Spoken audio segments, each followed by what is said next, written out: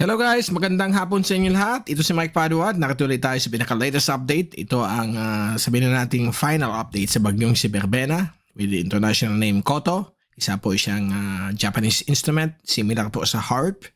At ito po ay para sa ngayong Miyerkules, Nobyembre 26, 2025. Tagalog version po ito, pinaglingkod sa inyo ng Typhoon 2000 at Naga College Foundation. At gusto ko rin pasalamatan ang ating partners, Aboy Tees Power, Bank of the Philippine Islands Sustainability. Kung interested po, i-click po yung link dito. If kayo nanonood sa Facebook, may link po dito sa baba nitong video para sa papunta sa BPI.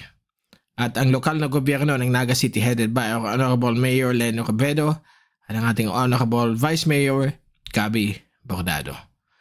So ngayon, mukhang palabas na po ng ating bansa ang severe tropical storm na si Berbena. Ito pong bagyong ito ay dumaan po dito sa may Kabisayaan bilang isang LPA at naging ganap na bagyo nung dumadaan na po siya sa may Southern Cebu. Although ang Pag-asa at Japan Meteorological Agency ay dito pa lang sa may east of Mindanao, ginawa na nila ng bagyo. But based sa analysis natin, naging ganap na bagyo siya habang tumatawid po ng area po ng Surigao del Sur. Nakikita natin na ito po ay biglang lumakas pagdating na po sa may West Philippine Sea. Ito po mga typical systems pag panahon po ng meron tayong mahinang La Nina, lahat po ng mga maiinit na dagat ay nandito nakalocate. Diyan po ang mainit na karagatan na yon. Kaya nakita nyo dito nag-intensify yung mga system at dito po lumalakas yung westerlies para magkaroon ng convergence para umikot sila ng counterclockwise. So right now, nakalabas na po sa landmass ng Pilipinas itong si bagyong si Berbena. Naging isa na po siyang severe tropical storm. Yung kanyang hangin umabot po ng 100 kilometro bawat oras malapit sa kanyang sentro, pabugso hanggang 130 kilometros bawat oras. At base sa kanyang galaw na west-northwest sa bilis na 24 kilometro bawat oras, ito po ay lalabas ng Philippine Air Responsibility mga early morning tomorrow. At mukhang threaten po nito ang eastern sections ng Vietnam. So ito yung area na delikado po na daanan ng system na ito base sa nakikita natin sa mga computer models. Ang Kalayaan Island Group, kasama po dyan Pag-asa Island at ang Spratly ay patuloy na nasa rain bands po ng bagyo. So may mga ulan po na dyan na nasa 50 to 100 millimeters. So mag-ingat po kayo lahat dyan. At dito naman po sa Kabikulan, may dumaan kahapon na leftover, kaulapan ng bagyong si Berbena. Nagpaulan dito ng up to 70 millimeters sa iba't ibang bahagi ng Kabikulan. Dito sa Naga nasa 50 to 70 millimeters ang ulan. At nung gabi huminto na po. At kasalukuyan ay nandito na po siya sa may silangan bagay po ng Hilagang Luzon. Nag-merge po sa existing na shear line na biglang lumakas ulit. Kasi nandito po yung shear line, dyan po siya nakakabit.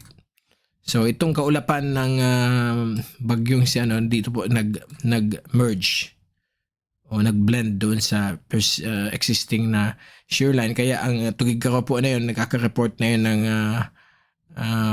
nagkakaroon na po ng mga flooding, okay? Pati sa mga ibang areas po ng Cagayan Valley. Sa may Cagayan at portion din ng Isabela, Quirino, kikita nyo dito hanggang dito po affected ng mga ulan. Dito naman sa atin, may mga localized thunderstorms na nagpo-form. Kaya narinig nyo sa background ang mga thunder. Okay? So, ang kalakasan ng ulan is somewhere near Naga, but we expect baka mamaya magpapaulan din dito sa atin. So, ito po ang location na yun ng bagyo. Mabilis na kumikilos palabas ng ating bansa. At dito naman po sa Mindanao, may mga isolated thunderstorms pa rin tayo nakikita na nagpo-form sa may parte po ng Surigao at Caraga. At ito yung ating last track kaninang early morning. Diyan po siya dumaan at kasalukuyan nandito na po siya. Halos sumusunod na po sa ating tracking. Nandito na yung storm. Diyan na po siya at mukhang on track naman po ang kanyang movement. Nasa high probability na diyan po siya dadaan. At paglabas niya ng power bukas hanggang sa weekend, babagal po ang kanyang takbo. At posibleng maging Category 1 typhoon na yung hangin niya nasa 120 kilometros bawat oras, malapit sa kanyang mata. At ito po ay naasahan baka sa December 1 o 2, yan po ang dulo ng forecast nitong bagyong ito. Ito po ay tatahak po papunta po dito sa may bahagi po ng Vietnam. Diyan po ang kanyang general direction sa susunod na 6 na araw. At ito yung lahat ng Asian agencies, mukhang nag-agree po sila. Iba-iba lang po ang mga time dots nila dahil hindi nag-agree sa location. Dahil medyo babagal po siya. So, ayan po ang kanyang tracking. And ito naman po yung ating rain forecast for the next 5 days. So, na yung araw na ito, hanggang sa darating pong Sabado ay patuloy po ang mga pabugso-bugso hanggang malakas na ulan dito po sa may bahagi ng Cagayan Valley dahil sa shear line. But na yung Sabado at Linggo, hihina na po siya at magpapaalam muna ang shear line sa bahagi niya ng Cagayan Valley. Okay? So mukhang unti-unting mawala muna mga thunderstorms sa ating lugar within the next 5 days. Lalo na po sa darating pong Sabado at Linggo. At ayan po, nakita ninyo yung bagyo. Nandiyan pa yung bagyong si Berbena o si Koto. At mukhang yan po, maglalandfall po siya south of Da Nang, Vietnam sa darating pong December 2. That is a Monday. Next Monday po yan. Okay? So yan po ang pinapakita ng bagyong si Berbena. Now, ito naman po yung forecast sa pressure at sa wind para makita natin ang iba't ibang computer models na meron kasing nagpapakita, tumakalat ngayon sa social media na meron na naman daw pong isa. Pinangalan na po nila Wilma. Okay, yan po ang sunod na pangalan ng bagyo sa Pag-asa list of names. Ang naalala ko kay Wilma, yung malakas na hurricane sa US. Hopefully, sana hindi ito maging malakas. Kasi wala naman pinapakita sa computer models. Although, posible maging tropical depression or LPA na yung darating pong December 7 to 10. Yan ang pinapakita ng European model. Yung ibang models meron din, yung Google DeepMind. Yung American model wala pong pinapakita. So hopefully sana mawala na rin dito sa mga reliable ones. At alam natin pag more than 5 days ang forecast, up to 300 hours, okay, up to 10 days or 14 days, highly uncertain po yan. Napakababa ang probability para kayo naglalaro ng dart game na 20 meters ang layo ninyo. Lagi kayong nagtitira, hindi naman tumatama sa bullseye. Okay, ganyan po ang more than 5 days. Pag less than 5 days, mas malapit ka na sa dartboard. So, lagi mo na tinatamaan ang bullseye, lalo na pag less than 1 meter away ka na lang sa sa dartboard. So, ganun po ang situation sa nakikita natin sa mga models. Marami kasi nagpapakalat. So, lalong tumataas sa mga anxiety ng mga tao. Dahil alam natin, traumatic experience itong mga bagyo na sunod-sunod since September. Hopefully, sana may stop na itong mga fake can consider it as a fake news kasi pinapatakot mo ng tao, ganun. But again, nandito tayo, hindi naman natin sinasabing hindi ito totoo. Pwedeng magkatotoo kung tuloy-tuloy ang development niya, pero wala pa. All you can see na yon is blanco. Sa Pacific, wala tayong nakikita. Ayan tingnan nyo dito, wala kayong makikita dyan. Clear na clear ang Pacific. Okay? So, so far, iyan muna po ang pinapakita. Yung American model, walang pinapakita, so wala tayong kita dito sa slide. Itong European model, and papakita natin sa inyo sa December 5. Yan.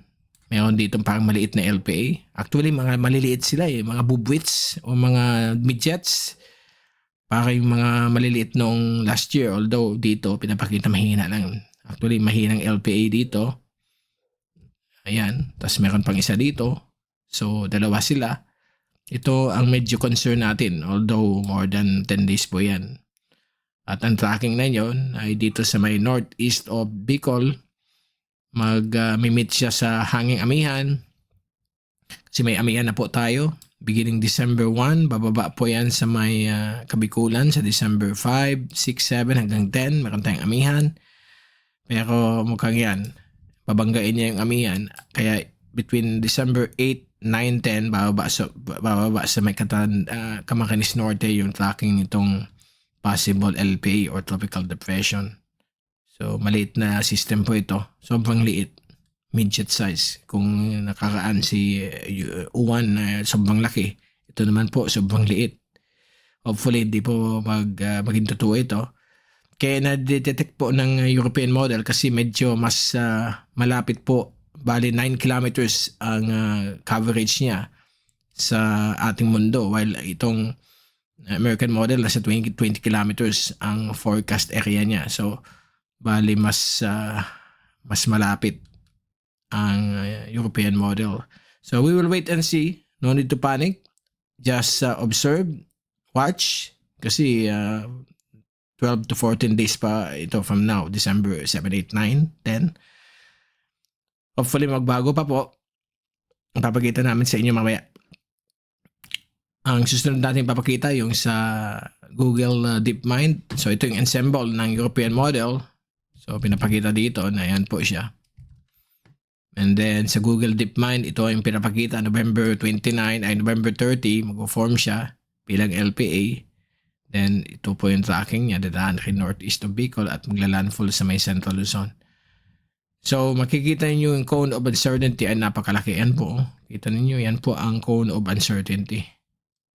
So hindi natin alam kung saan talaga siya dadaan as of this time. At nakikita rin ninyo yung mga iba-ibang tracks ng Google DeepMind ensembles. And then pag nakita ninyo itong yan, yung mga bilog-bilog na yan, medyo watak-watak pa. Hindi pa siya tulad nitong bagyong ayan, pakita ko sa inyo itong bagyong si Koto. Oh, ito ang pagkakaiba nito. Itong system na ito, magkadikit na po yung mga bilog niya. Kaya yan, talagang blended yung tracks. Itong isa, yung track niya ay napakalaki at medyo yan po ang concentration niya ay papunta sa area ng Luzon. Although hindi pa po siya blended. So yan muna po ang kalagayan niyang potential na storm na pwede mag-form. So ang European model at Google DeepMind may pinapakita. But until now, we don't know where it will go. Hopefully, doon sa nakikita nating ensemble o yung cone of uncertainty, ang ipipray lang natin, sana maging ganito po yung track niya. Mag-record po siya dito. Pag ganyan na lang siya. Para wala na po tayong problema o pag ganito sa dagat din. So hopefully, sana magkaroon ng coverage yun. Marami ng bagyo. Hundreds of them in the past na kapag may pumasok during December, nagkakaroon ng opening ang ridge, humihina, may dumadaan ng malalim na low pressure area, yung mga middle latitude cyclones, nagkakreate ng frontal system at hinihila yung bagyo pataas. So yan po ang steering environment pag December. So it's a game of chances talaga. So depende, timingan lang yan. Kung nag-form siya na may papalapit na frontal system, ganito ang mangyayari. At yung frontal system ay medyo malalim ang pagtulong sa pag-break ng ridge. Ganyan po magiging tracking niya. But kung nag-form siya, palakas ng palakas yung high pressure dito, ang magiging tracking po niyan ay patungo po sa ating bansa usually. Generally kasi pag dating ng December, so usually kasi pag December ganyan yung mga tracks nila ganyan yung mga tracking. May mga iba rin na curvature pag ganito. So hopefully sana ito yung maging winner na yan. Yan ang ipipray natin. Okay, so ito naman po yung wave heights. So far for the next 5 days hanggang December 1, maalon pa rin ang West Philippine Sea up to more than 3 meters. Pero pagdating po ng Monday, mukhang medyo malaki pa rin ang alon dito Umaabot po ng 2 meters. While dito sa may central waters ng ating bansa, sa may Visayan Sea, Sulu Archipelago, dito much better pa rin mag-fishing around. Dito sa may Zamboanga, Celebes Sea, medyo mababa ang wave heights. Okay, so suitable for fishing and sea travel. So yan po ang kalagayan ng ating wave conditions sa ating bansa, sa ating karagatan. So medyo maalon talaga pag ganitong December dahil sa amihan. So yan ang pinapakita for the next 5 days. Sa ating Global Tropics Hazards Outlook naman ng Climate Prediction Center ng NOAA, nakita ninyo dito for the next 2 to 3 weeks, meron pa tayo ng low probability of a tropical cyclone formation, more than 20% probability sa may Philippine Sea sa week 2 December 3 to 9. So ang probability nito ay mababa pa rin, mas lalo na po ito highly uncertain. Ang week 3 December 10 to 16 is talagang napakababa ang probability.